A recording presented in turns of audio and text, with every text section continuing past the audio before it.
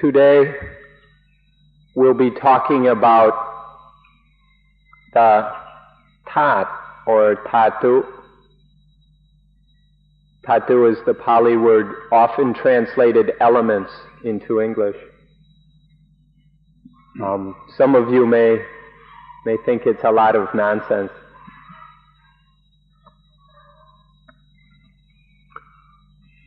So please listen very carefully.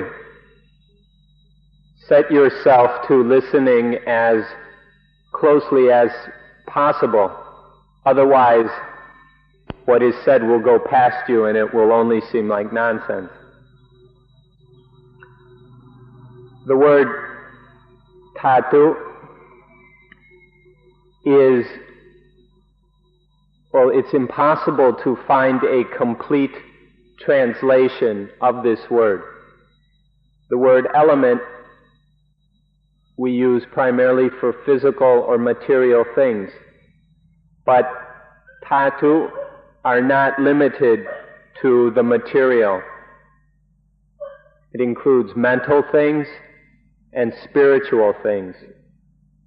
So Dhatu refers to both material and non-material things.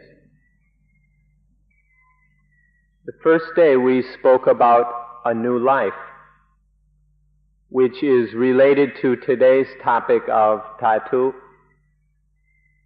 because if anyone is able of seeing everything as just Dhatu, nothing but Dhatu, then that will be the same as a new life. That will be a new life. If we see everything as just Dhatu, then we won't see anything, we won't attach to anything as a self or a soul, and there will be no selfishness. Let's recall that selfishness is the most immediate concern we have. It's because of selfishness that all the world's problems, the present world's problems, are derived from selfishness. All the crises, all the innumerable tragedies are because of selfishness, arise from selfishness. We hold that non-selfishness is the end of problems, that selfishness is the cause of all the crises in the world. Therefore, if we destroy the self, if we kill it, by finding out that it isn't real, that it's only an illusion, then all these crises will be taken care of. So the way to destroy the self or selfishness is to see that everything is just Dhatu, natural Dhatu, that's all. If we uphold a faith or religion that believes in a God or in one God, we limit selfishness by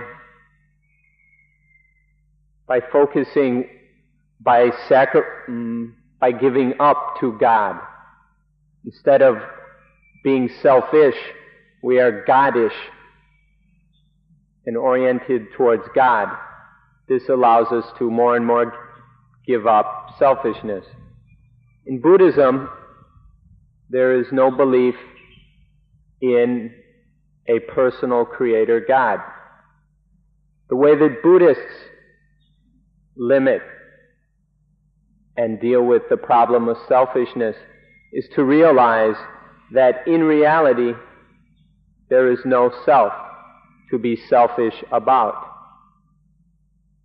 We can do this by beginning to understand and realize that everything is just dhatu.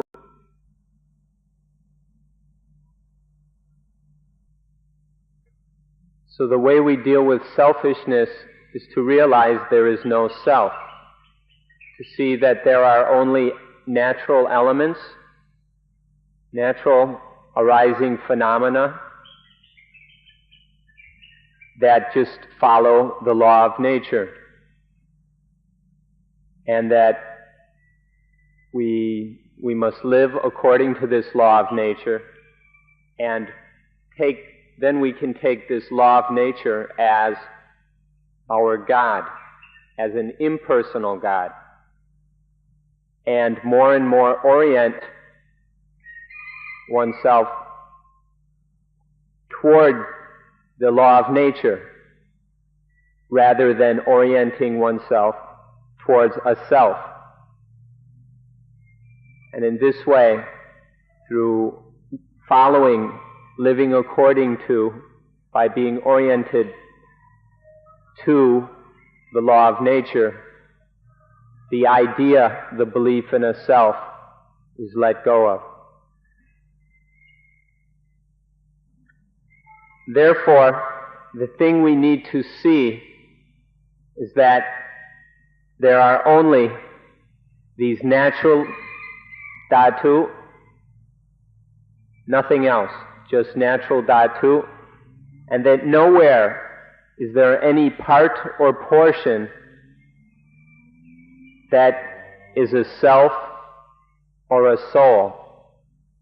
We need to see and realize this. So please set your minds to this task of understanding that there are only natural dhatu arising and passing away according to the law of nature. So we'll look at the meaning of the word dhatu. When we separate and divide things into smaller and smaller bits, the smallest portion or division after this long process of separating and dividing, the smallest portion, when we can't divide anymore, is a dhatu. Now this is our usual definition, and it works with material things. But with mental phenomena,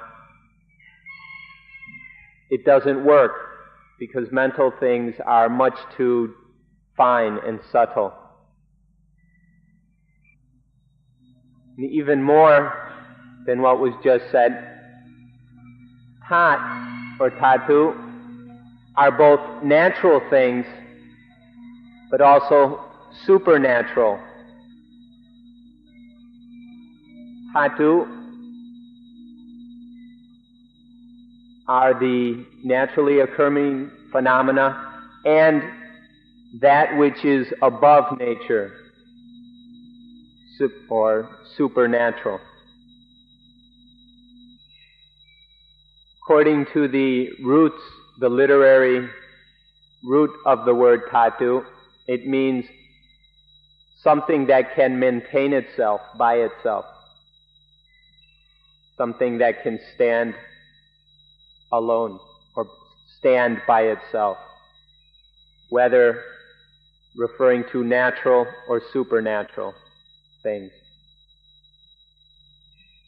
Things which are subject to change and impermanence, that is, compounded things, stand in a way appropriate to changing things. And then the supernatural, or things which we can't say, that we probably shouldn't say are changing, these stand or maintain themselves in the way appropriate to supernatural things. So changing things, impermanent things, conditioned things, maintain themselves or stand by themselves in a way appropriate to change. And supernatural, unconditioned, non-conditioned things will maintain themselves in a way appropriate to the fact that they are not conditioned.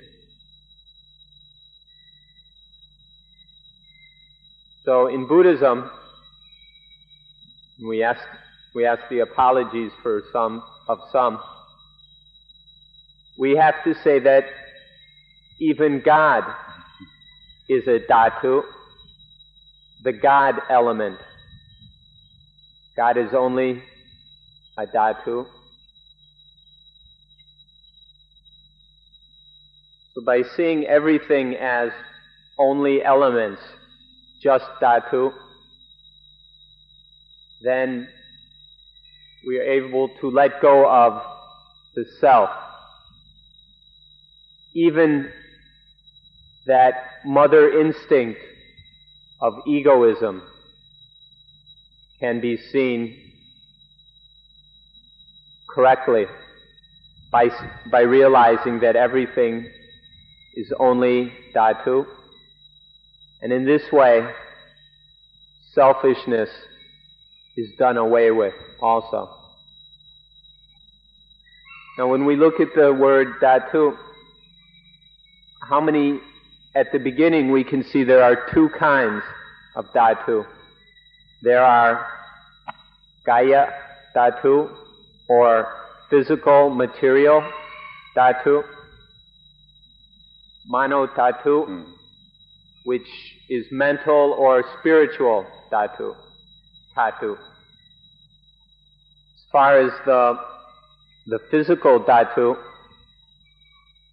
we can break them in, we can see four types of dhatu. The first is earth dhatu, which is the solid or dhatu that takes up space. The second is water dhatu, which is the dhatu of cohesion, of holding together. The third is the fire dhatu, the dhatu of temperature. And the fourth is air or wind dhatu, the dhatu of movement. So these four physical dhatu appear in all material things, whether they are solids, liquids, or gases. These are the four physical or material dhatu. Then there is a fifth dhatu, akasa dhatu, or space dhatu, or emptiness dhatu. This is the voidness or emptiness that all the physical dhatu are founded on, established on, this space dhatu. Without it, without a space dhatu, none of the other dhatu could be anywhere, or could exist. The sixth dhatu is unlike the first five in that it is in no way material or physical. First five had to do with materiality and physical things. The sixth one has to do with the mind, spirit. We call it vijnana dhatu. Vijnana dhatu, or Dhatu. It's mental or spiritual. You can say it's the mind or the brain or the heart, whichever you prefer. What we're talking about is what knows, what is aware, what thinks. This is what is referred to by Vijnana Dhatu. So if all we see are the 6 Dhatu, then there's no selfishness. And when there is no selfishness, there is peace, there is joy, both inwardly, oneself is peaceful, calm, tranquil, and also society around one is also peaceful by seeing that all is just Dhatu, no self, no soul. If you look, you'll see that the goal of all religions is the control and end of selfishness. All religions have this aim and are the same in this way. The only differences are in method. Different religions have different methods of dealing with selfishness, of controlling and ending selfishness. In Buddhism, selfishness is dealt with as we're describing here, by seeing that there is no self, selfishness ends. Other religions have the same goal of ending selfishness, they just use different methods. Another finer, more lofty, deeper, more profound way of looking at Dhatu is to see 3 kinds of Dhatu. The first is Kama Dhatu. Kama is things having to do with the senses, sensuality, lust, or coarse material Dhatu. Sensuality or coarse material Dhatu. Then there's the second kind of Dhatu, which is material but not associated with sensuality or lust. This is Rupa Dhatu, often translated fine material Dhatu. And then there's a third one, which is in no way material. This is Arupa Dhatu, formless or immaterial Dhatu. All the things in the universe can be seen as these 3 Dhatu, or Tat. I'm sorry. In English, it's usually spelled D-H-A-T-U, and so I sometimes say Dhatu. In Thai, it's pronounced Thatu, so that's why I mix these up.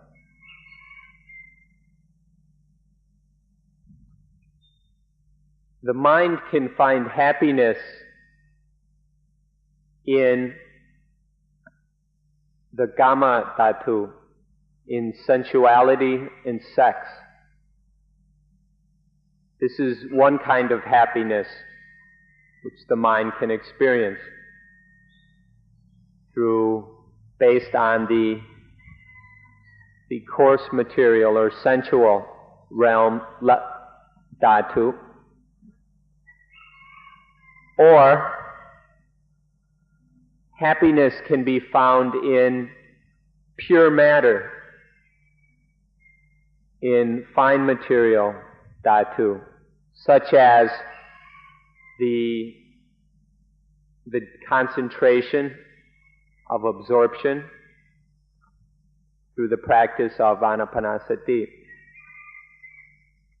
This is a finer kind of happiness based on pure matter rather than on sensuality. And then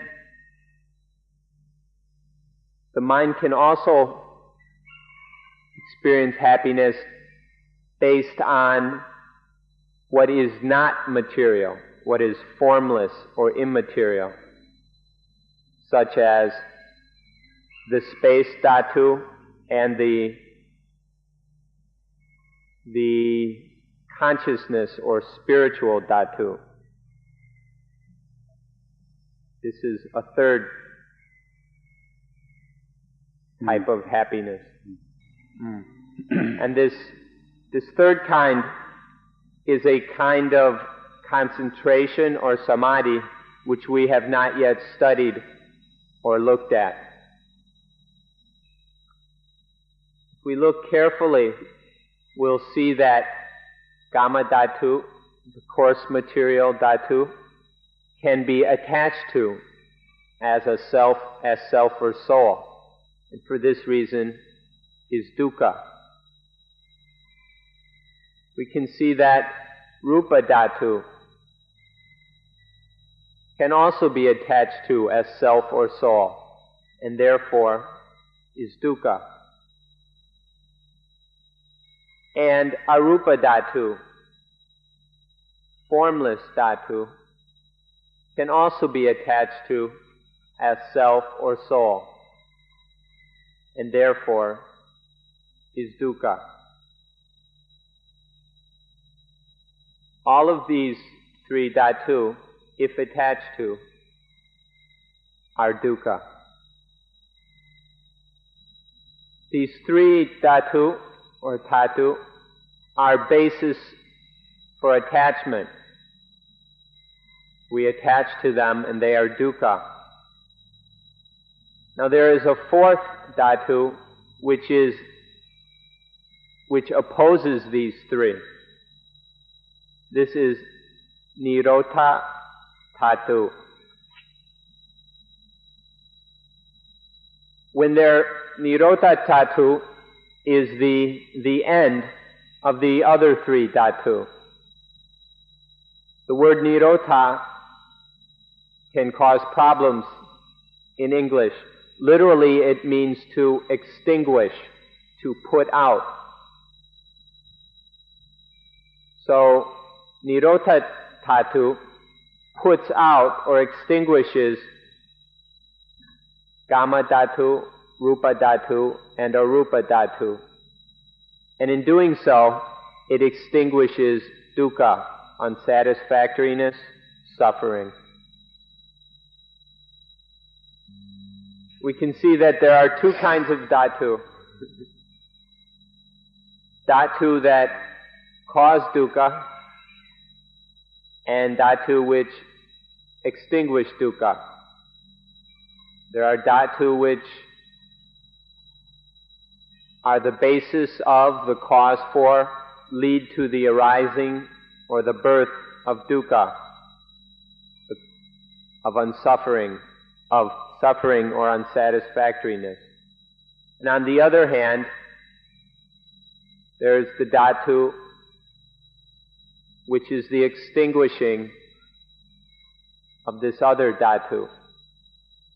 So there is the dhatu that causes dukkha and the dhatu that extinguishes dukkha.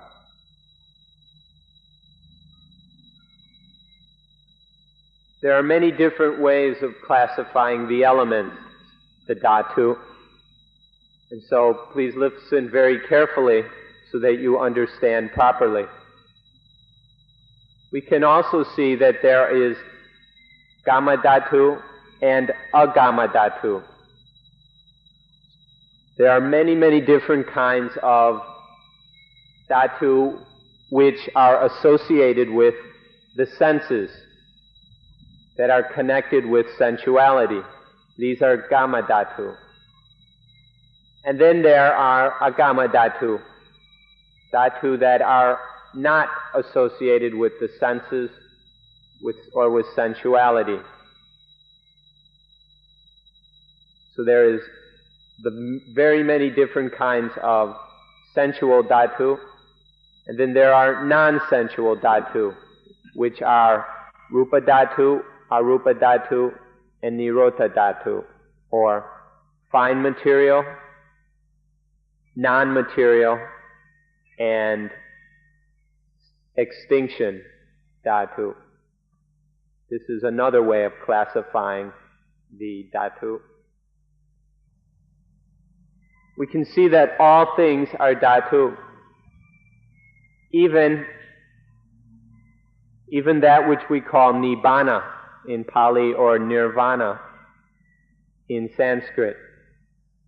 Even this is a dhatu. Sometimes we call it nibbana dhatu, or the coolness dhatu. It corresponds with nirota dhatu, the extinguishing of heat, the extinguishing of dukkha. This is nibbana dhatu. So even the highest thing, nibbana, is a dhatu. Everything from the highest nibbana dhatu to the smallest particle of dust or dirt, all these are dhatu. Everything is dhatu.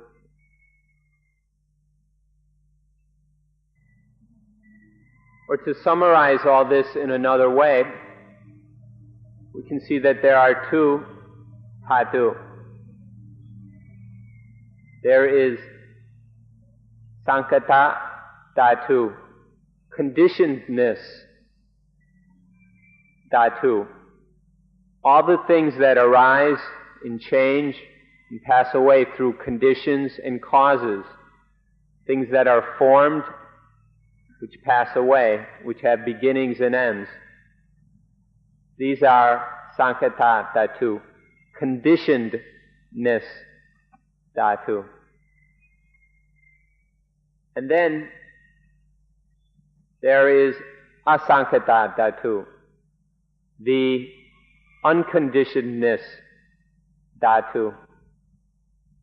When there are no things, when there is no conditioning, no forming, no causes and effects, this dhatu maintains itself without change. It is eternal. So we can see these two dhatu, the conditionedness dhatu and the unconditionedness dhatu. Everything can be seen according to these two dhatu.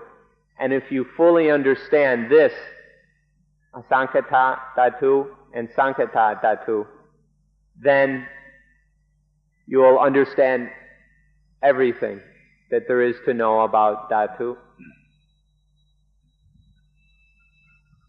This is the same as in the beginning when we spoke of dhatu which go according to nature, which proceed according to nature, and dhatu which are above nature. So natural dhatu and supernatural dhatu.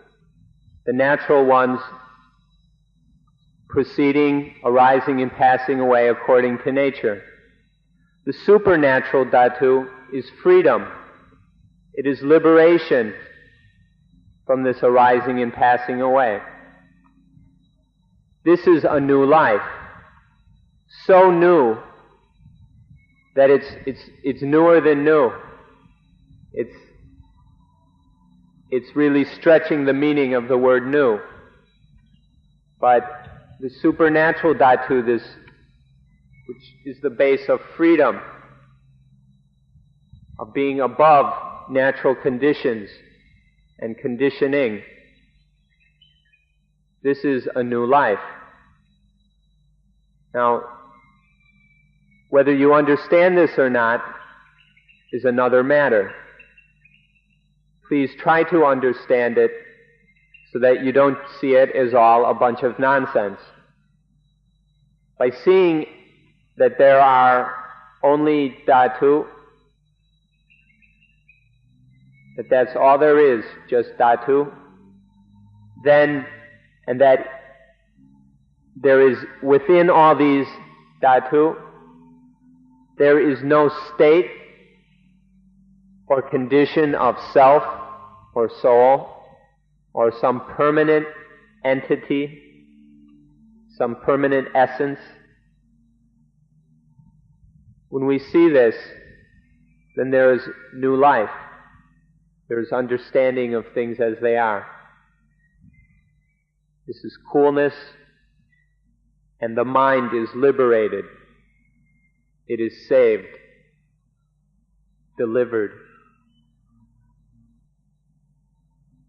You may think that this teaching is very bizarre, that it's strange, and we are quite certain that Buddhism is the only religion that teaches this kind of thing.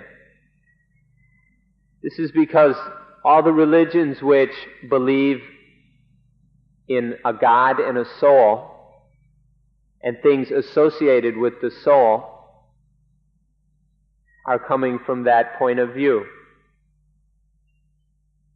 Everything is based on and related to, associated with the soul. But in Buddhism, we don't use that point of view. We come to see that there is no self and no soul. We uproot this idea, this concept, this way of perceiving reality, and thereby see that everything is only dhatu. Now we'll talk about the way of practice to penetrate to the realization of that there is only dhatu. In practicing the full and complete 16 steps of Anapanasati, we see that in each step there is no self, no soul. There is only dhatu. Especially in the 13th step, the contemplation of anicca, the contemplation of impermanence. Here, all things are seen as impermanent, as ever-changing, as dukkha, and as empty of self or soul. So this is the way to penetrate to this realization. Using the 16 steps of Anapanasati, we can come to this understanding. Or, by developing mindfulness on the movements of the body, raising of the hand, brushing teeth, eating, walking, coming, going, sitting, lying down. Through mindfulness of all this, and seeing that all these movements, everything that is happening, are only dhatu. Coming to see that there is no self or soul. See that there is thinking, there is mental activity and mental conditioning, because there is mind dhatu. And there is physical movement, physical activity, because there is body dhatu. And there is emptiness dhatu. So, mind dhatu, body dhatu, and emptiness dhatu are going through all these different processes, thinking, movement, the body, the mind telling the body to do things, the body doing things, all sorts of activity, conditioning, forming, passing away, arising, dying. All this is happening. Now, we tend to get really attached to this interrelationship between mind dhatu, body dhatu, and space dhatu, or emptiness dhatu. And conceive of it as a self or a soul. But when we see that there are just these elements, these dhatu, interacting, compounding, then we can be aware that there is, in truth, no self and no soul. This is how we can practice in order to come to understand this. Through the 16 steps of Anapanasati, or through mindfulness of all the movements of the body and mind. And the most direct way, or a very good way of doing this, is through the shortcut practice of Anapanasati as described in the small book you've been reading. If we approach this in a scholarly or academic way, we can look at the 6 sense spheres: the eyes and sights, ears and sounds, nose and odors, tongue and tastes, the body and bodily sensations, and the mind in mental objects. There are these 6 pairs. The eye and a sight interact, and then with the arising of vijnana dhatu, the consciousness dhatu, then there is seeing. This seeing, the interaction between eye, sense object, and sense consciousness, or eye consciousness, these are dhatu. For seeing, there is no need of a self or a soul, of any permanent, fixed essence, or just the dhatu. Hearing involves ears, sounds, and ear consciousness. No self, no soul, just dhatu. The same with smelling, tasting, sensing, bodily sensing, and thinking. These are happening through dhatu,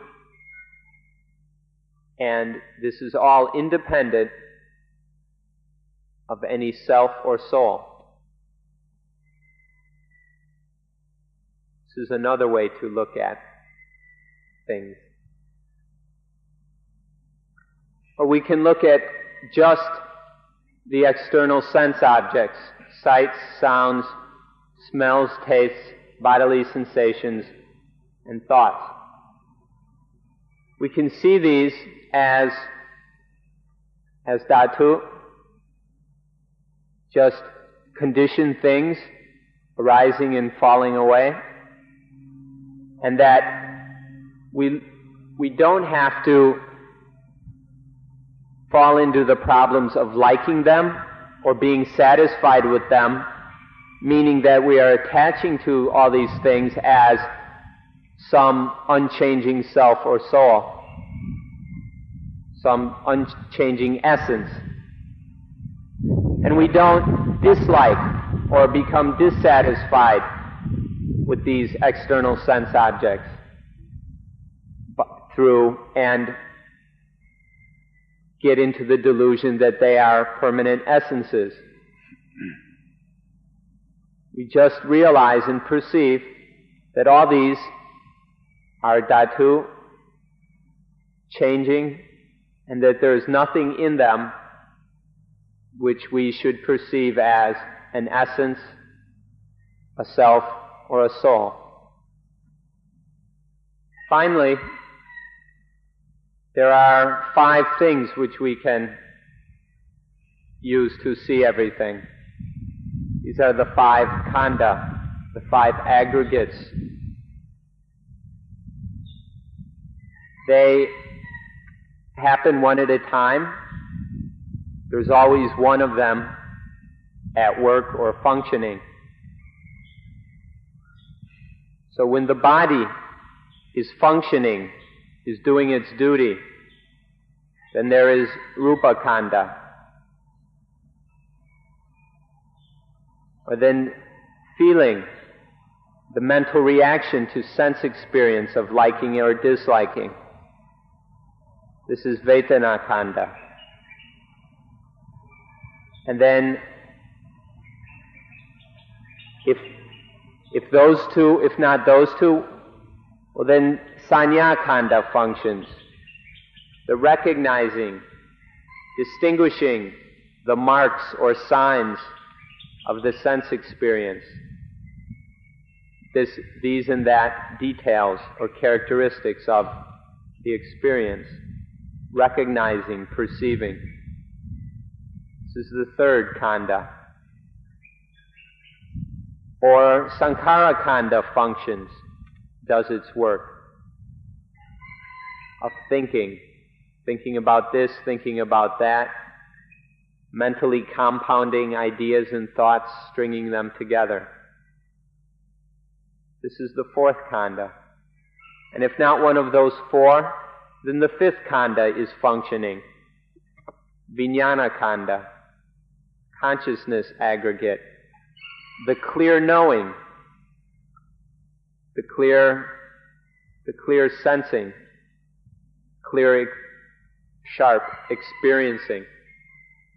These are the five khandha. They function one at a time. There's always one of them functioning. And this is what is going on in human reality. So we can see that this is just dhatu. There's no self or soul involved in the process, in the functioning of the khandha. In one moment we may be interested in the body khandha, another moment the feelings, another moment recognitions, another moment thinking, another moment consciousness. But there is no self involved or no soul. It's just dhatu, only dhatu.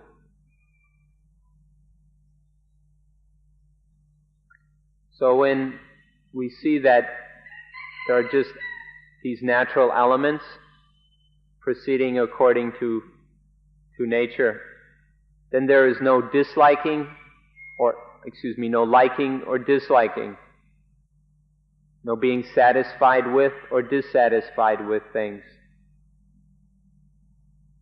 Because by seeing in this way, by this absence of liking and disliking, then the kilesa, the mental defilements, don't arise.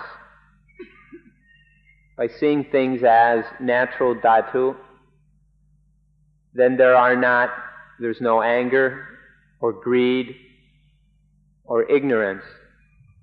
The kilesas don't happen by perceiving that there are only dhatu. Second thing that happens is that when we realize there's no self, no soul, then there's no burden, there's no heavy weight to carry.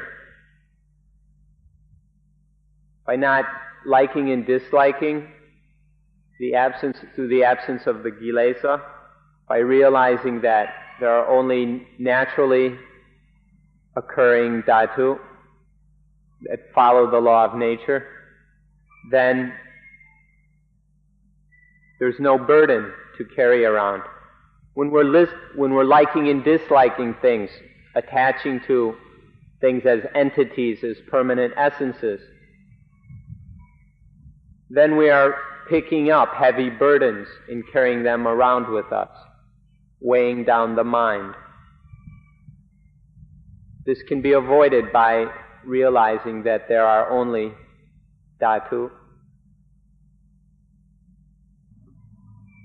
The shortest summary of this is that when there is no more egoism, then there is no more dukkha. We don't cause dukkha for ourselves or for others. The last thing we're going to say today is that this matter is something that is possible. It is a possibility. It is nothing impossible. Many people jump to the conclusion that this way of practice is beyond their limits, outside their abilities, and so they're not at all interested in this. Or people have trouble understanding while they listen, and so they lose interest and don't bother to do this practice. But the fact is that it's not outside our abilities. It's not outside our limits. It is something we are capable of. We can realize that all things are just dhatu, that there is no self or soul. We can let go of this attachment to this concept and become free of egoism. It is possible to put down the heavy burden of the self, of the ego, and realize a new life. As far as what is possible, we can talk of three possibilities. The first is that we can understand this matter of the dhatu, the different classifications of them, the different descriptions we can understand. We can know what they are, how they are. We can study them, come to understand them. This is possible. This is not beyond our abilities. Second possibility is that we can practice this understanding. We can see, we can come to realize that there are only elements, that everything is just elements, or dhatu. This is the second possibility. The third is to receive the benefits of this realization through understanding that there are only dhatu, achieving the freedom from egoistic, selfish consciousness and thinking. These are three possibilities. These are not far-fetched things which are beyond the means of human beings. These are all possible. So please be interested in these.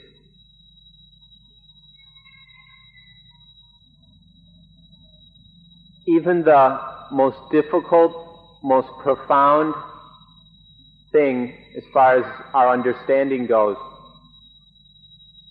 can still be realized. Even nibbana or nirvana is something within our capabilities.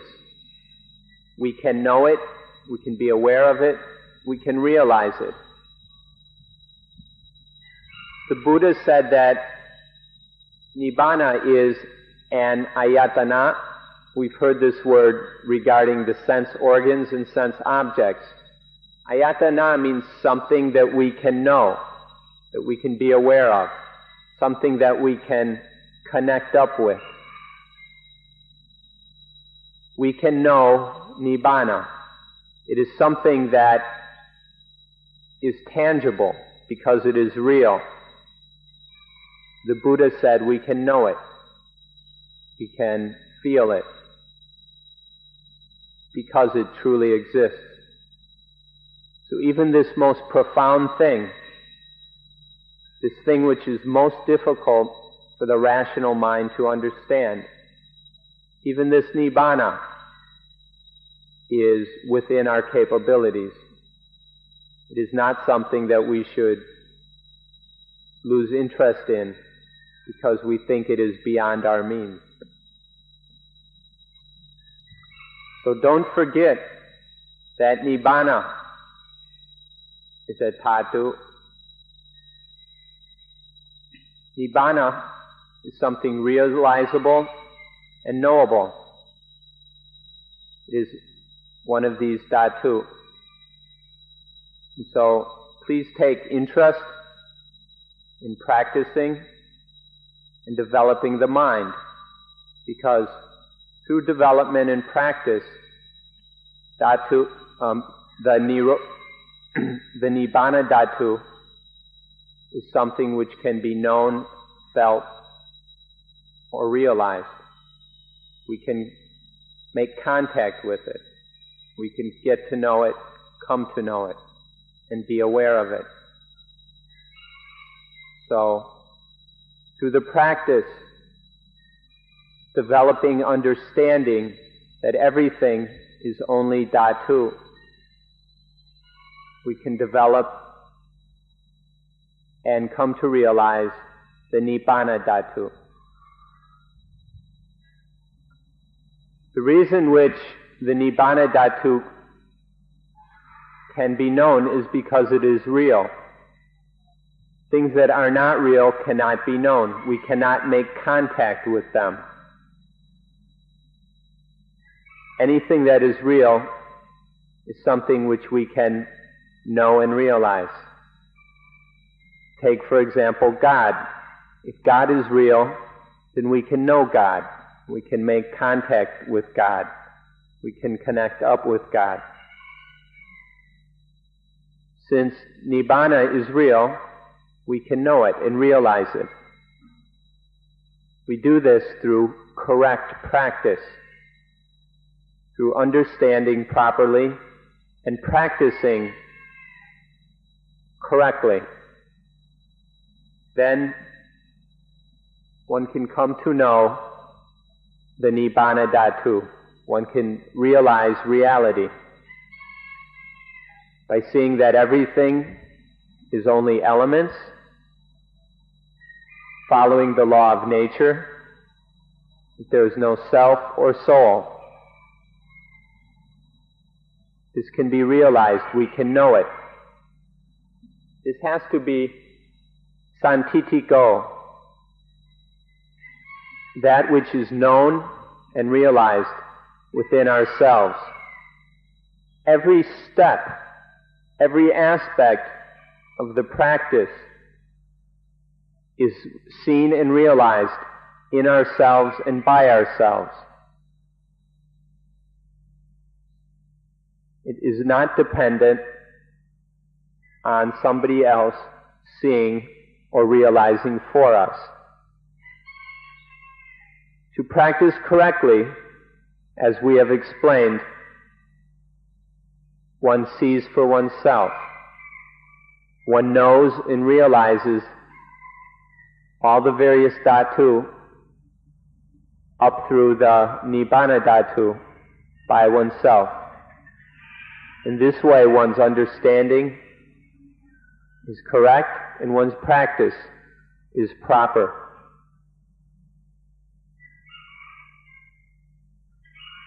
Today we've been talking about the way to meet up with, the way to find and experience a new life. This is the way of practicing in order to know a new life. A new life is real and genuine, and therefore we can know it by coming to understand that there are only natural elements and which are completely empty of a self or soul. In this way, we practice in order to have a new life. This is a distinct possibility within the capabilities of everyone here. So please be interested in this practice, apply yourselves to it, and receive the benefits thereof. So, use this way of practice of seeing the elements, the dhatu, as they are, as a means of freeing oneself from the burden of self or soul in order to have or live a new life. And on this note, we will end today's talk.